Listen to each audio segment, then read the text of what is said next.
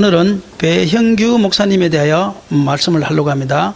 이 배형규 목사님, 이분이 바로 배형규 목사님이죠. 배형규 목사님은 1965년 7월 25일 제주 출생입니다. 제주 영락교에서 유아세를 받으시고 또 중학교, 고등학교를 제주에서 나왔지만 대학교는 육지로 이제 유학을 갔지요.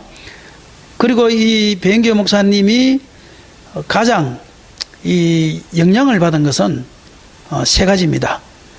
이 세 가지인데 그 중에 하나가 아버지이죠.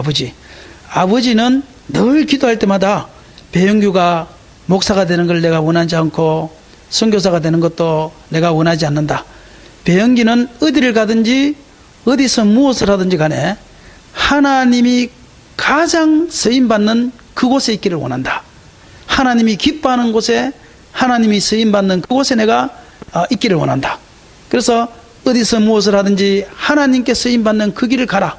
늘 그렇게 가르쳤다고 하고, 그리고 늘 그렇게 기도를 했다는 겁니다. 그리고 두 번째는 이 배형규 목사님이 영향을 받은 것은 어느 날 선교사가 이런 이야기를 해줬습니다. 1970년도에 그 북한에 그때 고속도로를 뚫으면서 그 밑에 굴이 발견이 됐는데, 동굴이 발견이 됐는데, 사람이 인위적으로 만든 동굴이었죠. 그 속에 들어가 보니까 수없는 기독교인들이 그곳에서, 수십 명의 기독교인들이 그곳에서 예배를 드리다가 잡히게 됩니다. 그래서 그 중에 몇몇 사람들은 목을 메어서 죽이지요. 그리고 그 중에 주동적인 분들은 죽일 때 어떻게 죽이느냐면, 이 롤러 있잖아요. 롤러. 그거, 이 고속도로 할 때 이게 땅을 다지는 롤러. 그 롤러 밑에다가 사람을 놔둬 놓고요. 그 롤러를 지나가게 만드는 거예요. 그러니까 그 롤러가 지나가면서 사람을 지디게 해서 죽이니까 얼마나 비참하게 죽이는 것입니까? 그런데 이 죽어가는 사람이요, 겁이 나는데 겁이 나서 고함을 지르는 것이 아니고 찬양을 하는데요. 내 구주 예수를 더욱 사랑, 엎드려 비는 말 들으소서. 내 진정 소원이 내 구주 예수를 더욱 사랑. 그리고 숨질 때 하는 말, 내 구주 예수를 더욱 사랑. 이전보다 내 구주 예수를 더욱 사랑. 이 찬양을 하면서 순교를 했다는 거예요. 그 말을 들을 때 이 배형규 목사가 북한 선교에 대한 꿈을 품기를 시작합니다. 한 사람의 말이 북한 선교에 대한 꿈을 키워낸 거예요. 그리고 또 어떤 선교사가 새벽 3시에 밤새도록 이야기하다가 새벽 3시에 산으로 올라가는데 성경 찬송을 들고 기도하러 간다는 거예요. 왜 이 시간에 기도하러 가냐 그러니까 지금 북한 동포 기독교인들은 이 시간에도 기도를 한다는 거예요. 낮에는 기도하지 못하기 때문에. 그렇기 때문에 내가 어느 날 북한 땅에 가서 처음 발을 디딜 때에 이곳은 내게 낯선 땅이 아니었다. 당신들은 내게 낯선 사람이 아니었다 하면서 내가 가슴을 안으려고 그런다는 거예요. 그들이 우리에게, 우리가 고난을 당하고 어려움 있을 때 당신들이 우리에게 뭘 해줬습니까? 라고 말할 때 나는 이 땅을 위해서 기도했기 때문에 나의 발은 처음 밟고 있지만 이곳은 나에게 낯선 땅도 낯선 사람도 아니고 나의 기도 속에 늘 있던 곳이었다. 그렇게 말하고 싶다는 거예요. 그리고 세 번째가 뭐냐니까 왜 아프가니스탄에는 복음화율이 낮고 그곳이 교회가 들어서지 않고 그렇게 되느냐. 그 이유는 아프가니스탄을 위해 죽은 자가 없기 때문이다. 그 소리를 듣는데요. 아프가니스탄은 순교자가 없구나. 우리 제주도는 순교자가 있다는 것이 얼마나 큰 복인지 모릅니다. 그리고 배형규 목사는 그때부터 북한과 이슬람권 이쪽 계통을 위해서 기도하기 시작합니다. 그리고 어느 날 그곳에서 죽기를 다짐을 합니다. 그러던 어느 날 분당 샘물교회에서 아프가니스탄 그 의료 선교팀을 만들기 시작하죠. 그래서 7월 13일 날 2007년도 7월 13일 날 출국하는데 6일 만에 피랍이 되고 7월 25일 날 배형규 목사님이 순교를 하게 되죠. 순교하기 전에 배형규 목사님이요, 시편이나 이런 것들을 통해서 사람들의 신앙이 다운되지 않도록 계속 힘을 주입해주고, 그러면서 하는 말이요, 이 사람들은 반드시 1명 내지 2명을 죽일 것입니다. 우리 중에 1명 내지 2명은 죽을 것입니다. 그때 내가 순교 제1번이니까 누구도 순교 1번의 자리를 탐내지 마세요. 그러는 거예요. 이게 바로 같이 그때 돌아가셨던 순교자 심성민 형제입니다. 그리고 순교자 1번은 나의 것이니까 절대 1번을 탐내지 마세요. 그렇게 이제 이야기를 하니까 그때 이제 장로님 한 분이, 그게 전도사죠. 늦은 신학교를 갔으니까요. 그분이 하는 말이에요. 이렇게 이야기를 합니다. 목사님은 젊고 앞으로 할 일도 많으니까요. 목사님은 살아계세요. 그래서 앞으로 나가서 복음을 전하다가 나중에 돌아가시고 내가 먼저 죽겠습니다. 그 이야기를 하는데 배영기 목사님이 이런 이야기를 해요. 나는 나중에 은퇴해서라도 결국은 이 아프가니스탄에 와서 나는 순교하기로 작정하셨기 때문에 그때 죽으나 지금 죽으나 마찬가지입니다. 그러므로 나는 지금 죽겠습니다. 그 장로님도 고집이 있는 사람이라요. 이렇게 이야기합니다. 그러면 우리 제비뽑기 합시다 그래요.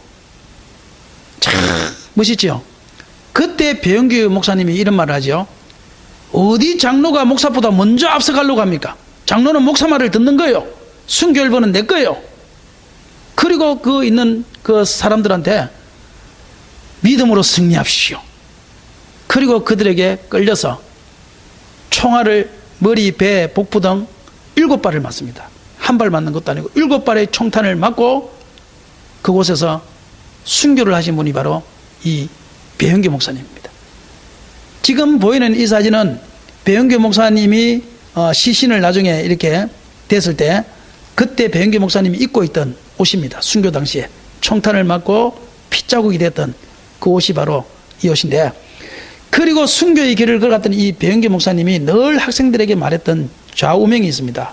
그 좌우명이 뭐냐면요, 온전한 헌신은 마지막 것을 드리는 것이다.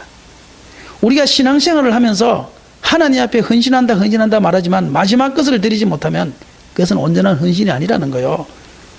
그러므로 여기 있는 우리가요, 지금까지 열심히 달려왔고 지금까지 열심히 했지만 내가 이전보다 예수를 더욱 사랑하고 어제보다 오늘 예수를 더욱 사랑하고 오늘보다 내일 더욱 사랑하고 어제보다 오늘 헌신하고 오늘보다 내일 더욱 헌신하지 않으면 우리는 온전한 헌신이 아니라 그냥 헌신에 불과한 거예요.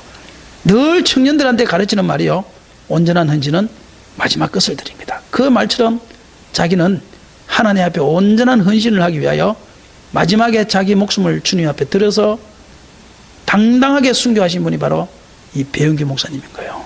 그래서 우리는 배영기 목사님을 기념해야 되고 그분이 살아갔던 생애에 대해서 이야기해야 되는 것은 우리들도 결국은 이 땅에 늙어 죽든지 젊어서 죽든지 간에 결국은 하나님 앞에 한 번은 다 갈 것인데 그때 우리도 온전한 헌신자가 되어야 돼요.